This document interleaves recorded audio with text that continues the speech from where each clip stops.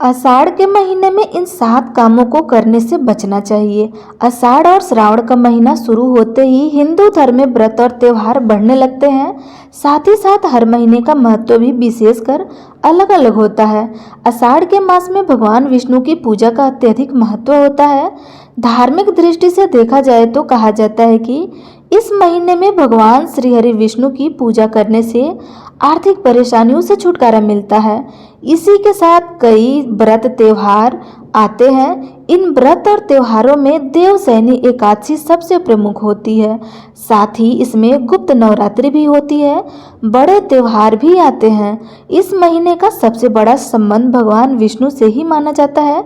इसकी शुरुआत होते ही भगवान विष्णु निद्रा में चले जाते हैं और पूरे 4 माह तक कोई भी शुभ कार्य नहीं किया जाता है, यानी विवाह आदि रुक जाते हैं। कहते हैं आषाढ़ के मास में अगर कोई भी काम ना हो तो वह सच्चे दिल से मांगने से अवश्य पूर्ण हो जाते हैं। परंतु ऐसे कौन से कार्य हैं जिन्हें आषाढ़ महीने में नहीं करना चाहिए? अगर आप भी माता लक्ष्मी और भगवान विष्णु के सच्चे भक्त हैं तो इस वीडियो को लाइक अवश्य करें। आइए जानते हैं कौन से कार्य हैं वो जो नहीं करना चाहिए। आषाढ़ का महीना धार्मिक दृष्टि से अत्यधिक महत्व होता है, अतः इन दोनों गंध युक्त चीजों का सेवन नहीं करना चाहिए, क्योंकि यह चीज मन को भटकाती है, जिससे कम भाव बढ़ने और शरीर और मानसिक अशुद्धि बढ़ती है। आषाढ़ के मास में किसी पर बिना वजह क्रोध नहीं करना चाहिए, ना ही किसी का अपमान करना चाहिए और ना ही किसी को गलत शब्द बोलने चाहिए, ताकि आगे चलकर आपके जीवन में कई बड़ी परेशानियां ना खड़ी हो जाए। इसके अलावा ध्यान रखें कि आषाढ़ के मास में तामसिक भोजन जैसे शराब, मांस, मदिरा का भी सेवन करने से बचना चाहिए। साथ ही बासी भोजन करने से भी बचना चाहिए।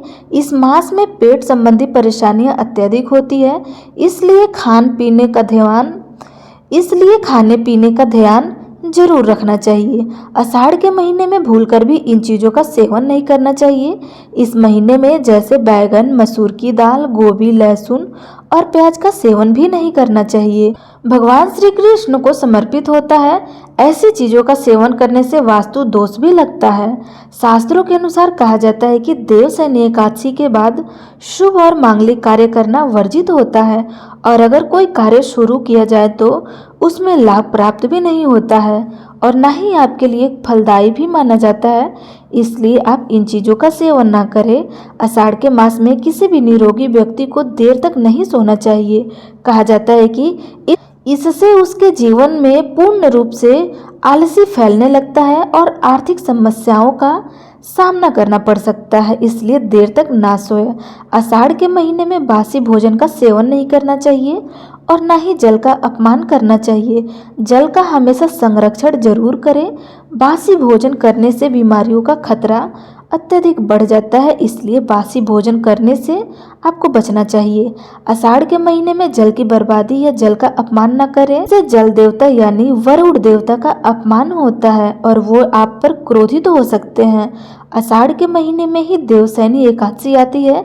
इस दिन भगवान विष्णु पूरे 4 महीने के लिए योग निद्रा में चले जाते हैं। इसे हिंदू कैलेंडर के अनुसार चतुर्मास भी कहा जाता है।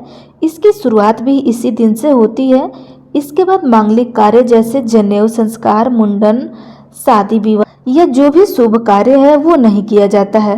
माना जाता है कि इन कार्यों को करने से शुभ फल प्राप्त नहीं होता है। दोस्तों, ये रहे आषाढ़ मास से जुड़े हुए कुछ खास उपाय जो करना चाहिए। आपको हमारी वीडियो कैसी लगी कमेंट सेक्शन में अवश्य बताएं। वीडियो अच्छी लगी हो तो लाइक करना बिल्कुल ना भूलें। धन्यवाद।